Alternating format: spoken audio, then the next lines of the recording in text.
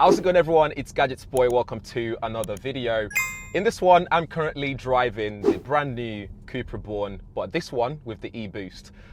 If you've been on the channel before, you know that I've already driven the CUPRA Born, the normal one, at the launch event in Barcelona, which was great feedback, loved the design and all that stuff. And I've been looking forward to sitting in the e-boost version because this is a tad bit faster. It's got two extra buttons on the steering that allows you to go a little bit faster, gives you a little bit of a boost, which is amazing actually. It's about time we get a performance hot hatchback, which is what, in my opinion, hatchbacks are all about, besides all the practicalities of being also a good city car, good for families and so on and so forth. But having an extra boost makes all the difference when you approach roundabouts and you need to quickly just move off the line and all that kind of stuff.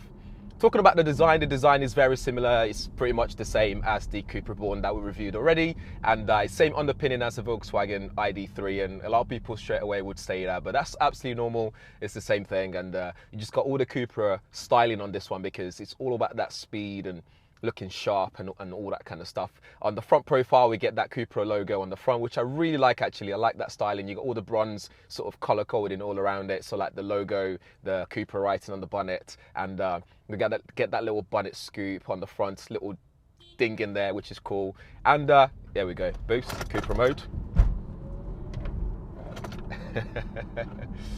Although that did knock my camera system all in the car. Hope we're still recording. Yes, we are. So as I was mentioning, as I was saying, so it's very similar. If you've seen the CUPRA Born already or driven one before, it's the same system, although this is just a bit faster. So you're looking at 0 to 62 miles per hour in 7 seconds. Top speed is at 98 miles per hour, which is decent, especially if you're just gonna, driving around city. You're not too bothered about that kind of really high-end top speed inside of a car like this. This is just over £40,000. This is the V3 version, and it's got a 77 kilowatt-hour battery in there. It supports fast charge as well, so if you get access to something that supports 135 kilowatt charging station, you'll be able to plug that in here and charge it up in 30 minutes. So it's not bad at all. So it's got the essentials. It's got the quick charge, it's got the speed, it's got the performance. The design looks fantastic. I mean, if you look on the side as well, it looks very sharp. It's got the 20-inch alloys on this one because this is the V3 version, which is a top spec. It has everything you can have in the car. It's got it all spec'd in this, and the boot space is big as well. You're looking at about 385 litres of boot space, which is a lot. Although you did get that bit of a lip on the boot, which means getting in of the boot can be a bit awkward at times, but I think it's such a big space for a city car, which is good. So you can get all your shoppings in there. You can put a couple of luggages in there if you're going to take it traveling and parking at the airport, for example. You can do just that. And in the back seat as well for the passengers, I think you get plenty of space, plenty of knee room, plenty of headroom as well, and you get two USB-C ports for charging up your phones when you sat at the back. You've got the armrest in the middle as well, which you can drop down, and it's got the cup holders situated there. It's even got like a little opening which allows you quick access to get in the boot if you sat at the back. So if you've forgotten something in the boot and you really want to quickly get to it, you can do that as well from the back, which is cool. Back to the front, you notice the bucket seat. This is dynamic finishing, so it's got this nice Alcantara look, which adds to the sporty feel that you get inside of the car. And you get plenty of visibility is really good. The A-pillar, it's got this glass in between it, which adds to the visibility, which I really like. It means when you're turning and stuff, like when you do three-point turning, you're not going to struggle to see where you're going. When you're turning on day-to-day basis, you're not going to struggle with seeing when you're going to point the car itself. Furthermore, up front, you get plenty of space here. There's cup holders, there's wireless charging mat here, which doesn't really work all the time. Sometimes it works, sometimes it doesn't. It keeps telling me to clear things from the space, even though there's nothing there but the phone itself that I'm trying to charge.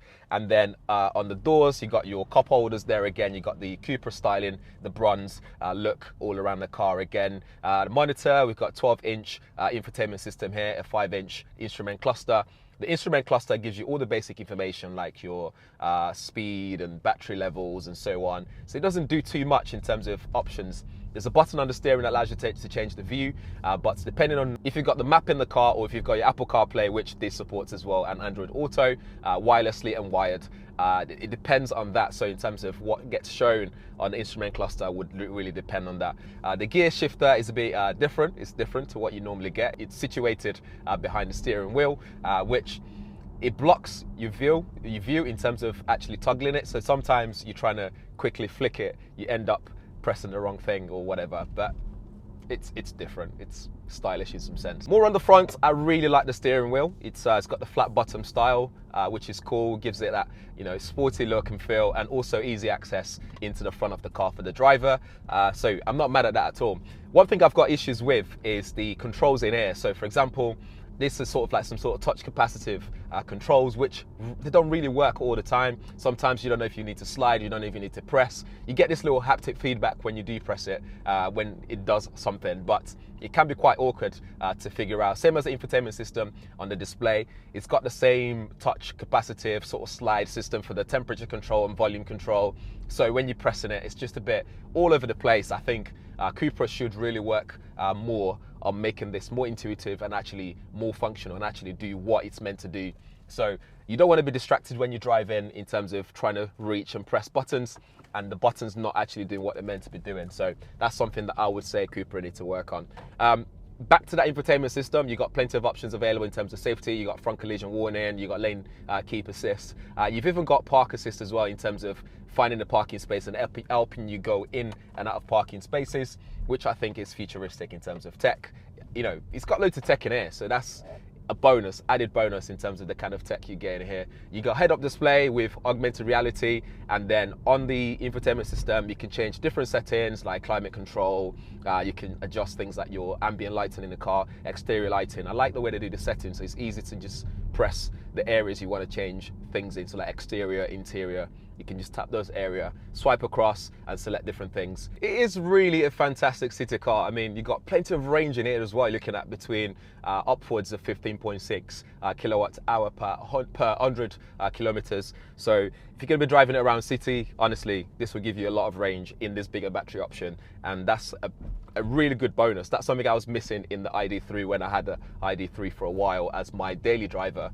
So in fact, if I was to look at the range in terms of the ID3, the CUPRA Born range, I'd go for the e-boost version with the big battery, which is a 77 kilowatt hour battery, because you get longer range in it and you get fast charge as well to top that up. Although you do get a bit of a ding in that range once you put your heating on or air conditioning. So especially when we got this heat wave going on in London at the moment, or the hot weather, it means every time I put my air conditioning on, it just always just hits the range available, which is a shame. It would be nice if they had a heat pump or something like that to circumvent that situation, but we don't get that in here, unfortunately. Overall, I think the seats are very comfortable. The driver position is great. The visibility is great.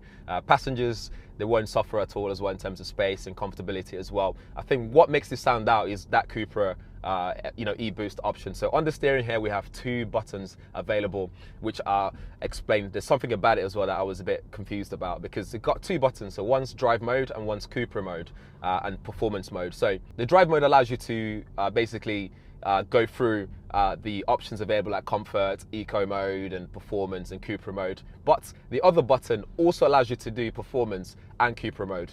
So I believe what they should have done really is remove the CUPRA option and performance from the drive mode button, and then just let the CUPRA button be the only button that allows you to go into CUPRA mode and performance mode. And what this really means is your acceleration is adjusted, your climate control is adjusted as well to allow for extra power to the car, and things like your steering wheel as well gets a bit stiffer, and you get that extra boost, so like 230 PS or something like that. Quick boost every time you press it, which is really cool. I think to have that in an electric car is different, and I quite like it. I dig it. But those buttons are quite cool, and you're looking at 0 to 62, like I said already, in 7 seconds, which doesn't seem like a lot, but in an electric car, when you put your foot down, you get that torque that pushes you to the seat, instant power. So as soon as you press it, you put your foot down and you feel it actually go, and it feels really nice. I quite like it. And the steering is very, very, very engaging. It just goes where you point it. It's very precise, which sometimes you don't really get that in some of these electric cars. In terms of handling, I think it handles very well as well. When you go over speed bumps, it's not too stiff, even though it's meant to give you that sporty experience. I think that adaptive suspensions just feels really nice on the road. You don't feel too much speed bumps, although you do get a load of like road noise and wind noise as well when it's windy on the motorway especially. But driving around town and stuff like that, going over speed bump is not too bad. And cornering, turning, bends on the road, it just handles it very well. You point the steering where it wants to go, when you want it to go, and it just goes there, and it's very responsive as well. Also, let's not forget regenerative braking. You can put this into B mode using the gear shifter. So when you do that, you get a bit of regenerative braking. Although it's not the best on the market, you can't do 1 foot pedaling in this one, so this won't bring you to a full stop, but you can recoup some energy in some sort of sense. But how much you actually recoup, I couldn't tell you that much, and I don't think you actually feel that much recuperation, but the option's there. Trying in different drive modes as well, you can get to experience different characteristics of the car. So for example, if we were to stick this into, let's go comfort mode, the steering feels a bit softer, and it's still good though, it's still quite precise. And then when you go into performance mode, you can feel the steering just go zoom, almost like it just stiffens up, very intense. And then CUPRA mode gives you extra power there to give it a bit of a boost. And then you got that, when you put your foot down, you just feel that extra power as you go across, which is really nice. It feels really nice to do. It's quite addictive actually. The brakes are excellent as well. So when you put your foot on the brake, it's kind of linear in terms of the way it reacts. So it doesn't give you that sudden boom when you put your foot on the brake. It kind of just eases up into a nice, soft, calming braking, which is really good. I mean, if you're going to be families in the car and you're carrying people in the car and stuff like that, you want them to feel safe and comfortable. So that's exactly what the brake is doing. But don't get it twisted when it comes to the situations where you really need to slam your brake on, although luckily, thankfully, I haven't had that situation. But if you really need to quickly slam your brake on like so, like it comes to a full stop very quickly. It would have been nice to give you some sort of scientific test on that, but I can't. But all I'm saying is the brake feels the way that it should be. And you know, put your foot down. Oh, it just goes. It just pushes you to the seat and just goes. The e-boost element aside, it feels very agile. It's very nimble as well. It just grips the corners very well. There's not much body roll going on, especially with his bucket seats in place. So it feels really comfortable to drive, and it's just excellent. Over to you guys though. As always, let me know what you think of the car, and if you find this review very useful, let me know as well. I do all my best to answer any questions you might have in the comments as well, so do drop them there. But in the meantime, if this is your first time around here, please do subscribe, smash the bell notification as well, so you get notified every time there's a video up on the channel like this one. And thanks for watching. I'll see you in the next one.